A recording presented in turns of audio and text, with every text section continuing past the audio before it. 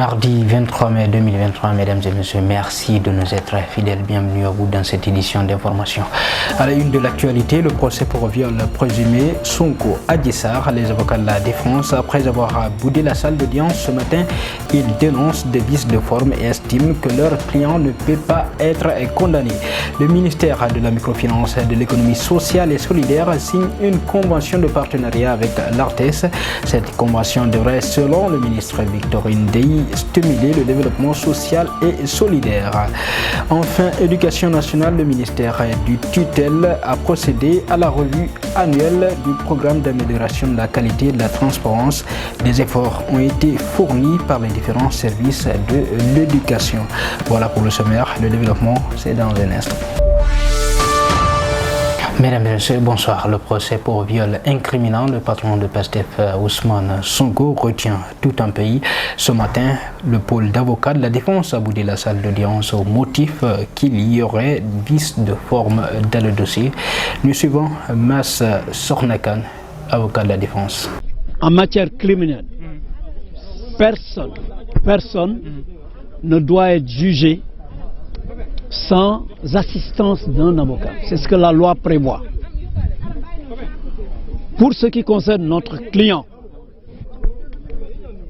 il n'a jamais reçu de convocation pour se présenter devant cette juridiction. C'est très clair, parce que il y a un officier de police à Ziguinchor qui a établi un procès verbal pour dire qu'il a trouvé Ousmane Sonko devant sa maison pour lui signifier qu'il était convoqué devant la chambre criminelle. Et cela date du 11 mai. Du 11 mai. Il a daté son document du 11 mai. Alors que c'est le commissaire Adramé Sarr de Dakar qui, le 15 mai, a constaté dans son procès verbal qu'il était allé au domicile de Ousmane Sonko et ne l'a pas trouvé. Et qu'il a dû faire recours à l'assistance du commissaire de Ziguinchor, puisqu'il avait appris que M. Sonko était à Ziguinchor. Donc le 15 mai, le commissaire Adramé dit « J'ai cherché Ousmane Sonko à son domicile à Kergorgi, cité Kergorgi, je ne l'ai pas trouvé. Et j'ai fait appel à mon collègue qui est à Ziguinchor pour lui servir la signification. » Et ce commissaire l'a dit, moi j'ai vu Ousmane Sonko il y a 4 jours. Or c'est le 15 qu'on l'a requis, il antidate son document en disant que c'est le 11 qu'il a vu M. Ousmane Sonko, ce qui est manifestement faux. Le ministère de la microfinance et de l'économie sociale et solidaire a signé ce lundi une convention de partenariat avec le laboratoire de recherche sur les transformations économiques et sociales, l'ARTES. Le laboratoire en question, une convention qui pourrait stimuler le développement du secteur, à en croire Madame le ministre Victorine Ndeye. Nous l'écoutons.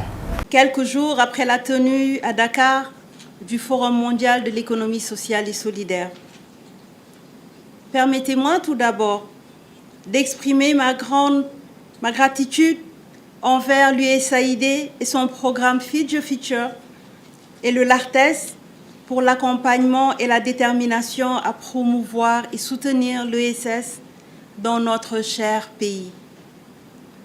L'économie sociale et solidaire est un pilier essentiel de l'ambition de son Excellence le Président Macky Sall de bâtir le Sénégal de tous, le Sénégal pour tous.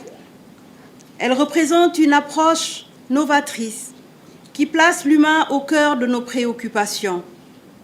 Elle promeut l'inclusion sociale, l'égalité des chances et la solidarité, tout en favorisant la création d'emplois décents et durables, la pleine exploitation du potentiel de nos terroirs, mais surtout l'instrument nouveau qui vise l'atteinte des objectifs de développement durable. À ce propos, le gouvernement, conduit par le Premier ministre Amadou Ba, est conscient des nombreux défis auxquels notre société est confrontée. Le chômage des jeunes, l'inégalité économique, et la vulnérabilité des femmes persistent et nécessitent une action coordonnée et ciblée. L'ESS offre une solution prometteuse en mobilisant les ressources locales, en encourageant l'entrepreneuriat social et en renforçant les initiatives communautaires. Elle favorise également la participation citoyenne et la responsabilité collective. Le ministère de l'économie sociale et solidaire ainsi que l'ARTES unissent donc leurs efforts pour faire de l'économie sociale et solidaire un catalyseur de transformation économique et un facteur d'inclusion sociale et de solidarité nationale. Professeur Rokhaya Cissé, coordinatrice de l'ARTES. En effet, après les 6000 participants du Forum mondial de l'ESS qui ont fêté la résolution des Nations Unies pour la promotion de l'ESS dans le développement durable, et grâce à votre impulsion et votre leadership, la réussite du partenariat avec le GSF, la mairie de Dakar, le RACTES, cet événement signe l'éclat de cette manifestation internationale qui inscrit désormais l'ESS dans l'agenda national vers l'atteinte des ODD. Je voudrais vous en féliciter vivement, ainsi que l'ensemble de vos collaborateurs. Notre contribution en tant que l'ARTES, inscrite dans la convention que nous allons signer tout à l'heure, et de vous accompagner dans l'intersectorialité de l'ESS. Elle se situe dans le prolongement de la vision du PSE-ESS de son Excellence Monsieur le Président Macky Sall. En effet, elle vise à faire de l'ESS un catalyseur de transformation économique et un facteur d'inclusion sociale et de solidarité nationale, au point d'initier le PSE, économie sociale et solidaire. Nous sommes ainsi résolument dans un tournant décisif dans la matérialisation d'une approche intersectorielle de l'ESS qui prouve aussi sa dimension systémique. Ce PSE-ESS est un engagement fort qui placera le Sénégal au rang des Nations Unies, au rang des nations les plus distinctives dans la mise en œuvre de la résolution des Nations Unies pour la promotion de l'ESS dans le développement durable. 11e édition du Gala national des jeunes reporters du Sénégal. Le directeur du CNRA, parrain du prix télévision, a félicité les jeunes reporters pour la réussite de cet événement. Cependant, Babacar Diagne, l'initiateur de l'emblématique émission Très Gros Plan TGP, est revenu sur les grands défis qu'attendent les jeunes journalistes. C'est de l'émulation dans le paysage audiovisuel et pour nous c'est très important. Laissez-moi vous dire que je suis surtout venu parce que depuis plusieurs années, la Convention des jeunes reporters fait un travail remarquable avec le CNRA. Avant toute échéance électorale, ils m'accompagnent dans toutes les régions du Sénégal. Avec eux et ensemble, nous formons, nous sensibilisons les correspondants aux reporters qui sont dans les régions. Parce que c'est très important. Le plus grand défi, c'est la formation. Franchement, nous avons beaucoup de jeunes reporters qui sont très dynamiques. Mais si on regarde dans nos plateaux, ce qui se passe avec l'avènement de ces chroniqueurs qui viennent de nulle part, spécialisés en tout, c'est très préoccupant. Très sincèrement, il m'est arrivé moi-même d'être concerné. J'ai vu un plateau un jour où l'on parlait d'un ambassadeur à l'étranger qui aurait expulsé un immigré.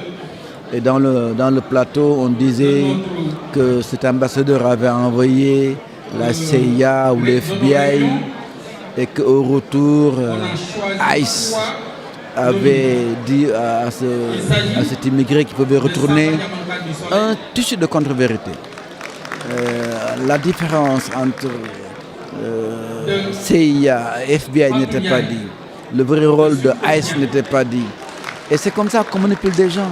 Le secrétaire général du syndicat national des professionnels de l'information et de la communication a aussi adressé un message comme pour rappeler aux jeunes journalistes leur rôle qui est celui d'informer dans une période où le terrain politique est glissant. Bamba Kassé oriente ses confrères vers le public.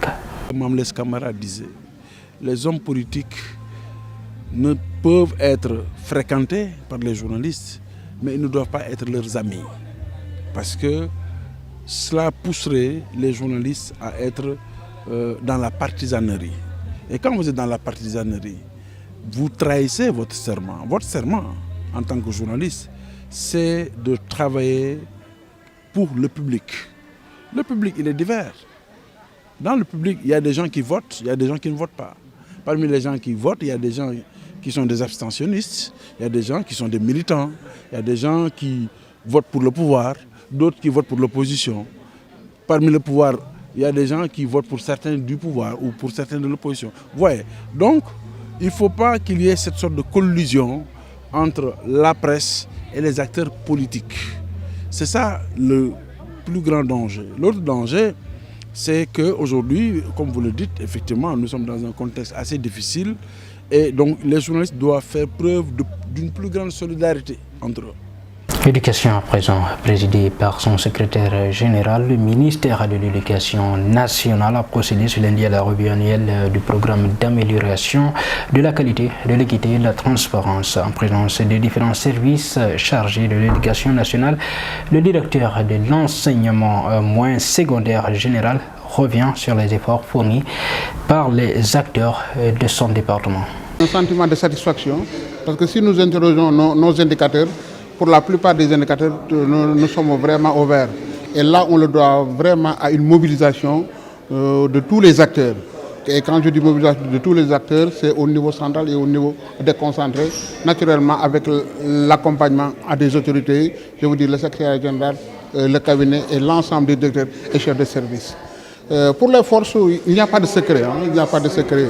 Nous sommes alignés dans une ligne directrice qui consiste à promouvoir la promotion des mathématiques et des sciences. Et nous avons là en charge la politique de promotion des mathématiques et des sciences au niveau du ministère. On a mis l'accent sur ça. Et en quoi faisant? En élaborant des livrets que nous allons mettre que nous avons mis à la disposition des élèves. Nous avons redynamisé certaines cellules. Nous avons aussi un renforcement de capacité à la formation aussi des chefs d'établissement. Donc c'est cet ensemble-là que nous sommes en train de mettre en œuvre et surtout il ne faut pas oublier le dispositif la progression harmonisée des évaluations, ce qu'on appelle les phares. Donc ce dispositif qui n'existe pas, qui est en train de mettre que nous sommes en train de mettre en œuvre au niveau déconcentré, nous pensons que si on le poursuit, les années à venir, nous aurons vraiment à des résultats. Vous vous rappelez, l'année dernière, nous avons eu un taux de réussite au bac de presse de 52%, ce que nous avons jamais eu. Un taux de redoublement qui avoisine les 8%, on ne l'a jamais eu. Et un taux d'abandon qui est presque égal à 5%. Ce sont vraiment des efforts que nous sommes en train de mettre en œuvre. Et là, on le lit en fonction des ressources. Nous sommes dans une approche gare. On lit vraiment les ressources au résultat. Et là qu'il faut souligner vraiment que des efforts sont fournis et pour vraiment atteindre les résultats. L'actualité hors de nos frontières, au Nigeria, le président Buhari inaugure la méga raffinerie Dangote d'une capacité de traitement de 650 000 barils par jour. Et puis, dans un contexte de guerre totale, l'Ukraine et le Maroc renforcent leur coopération bilatérale. Les détails. Après moult reports, le président nigérian a inauguré lundi à Lagos la méga raffinerie d'Aliko Dangote, puissant homme d'affaires du pays. Elle dispose d'une capacité de traitement de 650 000 barils de brut par jour. Coût de ce projet lancé en 2013, plus de 18 milliards de dollars. Ces premiers produits sont attendus fin juillet ou début août, des produits qui sont aussi destinés à l'export. Une fois que notre usine sera entièrement mise en service, nous prévoyons qu'au moins 40% de la capacité sera disponible pour l'exportation, ce qui favorisera l'entrée d'importantes devises dans le pays. Signe de la dimension continentale de la raffinerie, la présence de plusieurs chefs d'État africains à la cérémonie d'ouverture. Le président nigérian qui rendra le tablier le 29 mai a salué une initiative bénéfique à l'économie de son pays. Cela fait clairement de cet événement une étape notable pour notre économie et un changement de donne pour le marché des produits pétroliers en aval, non seulement au Nigeria, mais aussi sur l'ensemble du continent africain. Alors qu'il est l'un des plus gros producteurs de pétrole en Afrique, le Nigeria importe la quasi-totalité de son carburant en raison de la défaillance de ses raffineries d'État. La mise en marche de la raffinerie Dangote incarne donc l'espoir pour ce pays de plus de 200 millions d'habitants.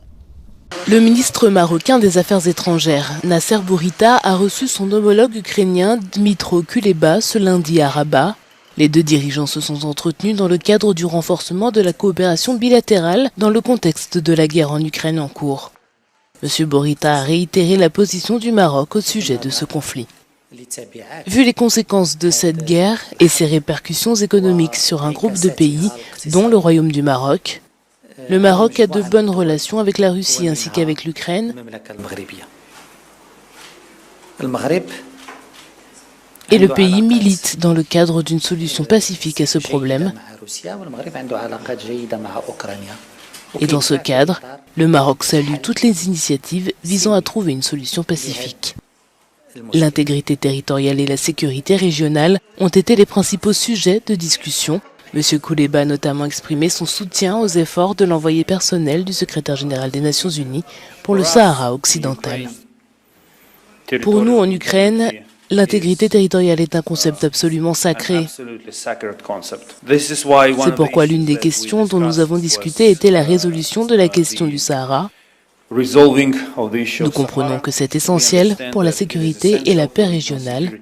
L'Ukraine confirme son soutien aux efforts de l'envoyé personnel du secrétaire général de l'ONU pour le Sahara occidental, visant à parvenir à une solution politique mutuellement acceptable, conformément aux résolutions du Conseil de sécurité des Nations Unies et aux principes de la Charte des Nations Unies.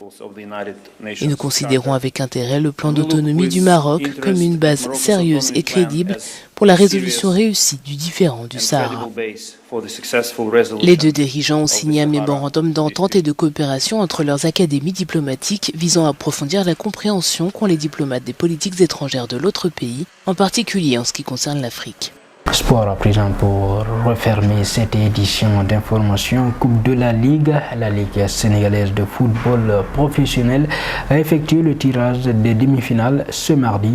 Le Casa Sport va affronter le Teungueth FC. Le soc est programmé le samedi 27 mai à 17 h au stade Ngalandou Diouf. L'autre affiche de ces demi-finales opposera le Jambour au stade de Mbour le dimanche 28 mai au stade Albouri Ndiaye. Coupe du monde U20, la Gambie démarre par une victoire de 2-1 sur le Honduras, finaliste malheureux de la dernière CAN remportée par le Sénégal. Cette équipe du Gambie entame ainsi la compétition de la meilleure des manières. Mesdames et messieurs, voilà qui met fin à cette édition d'information. Tout le plaisir a été pour moi de vous servir. Restez bien entendu à notre compagnie. L'information continue sur tinfoapplicatif.com.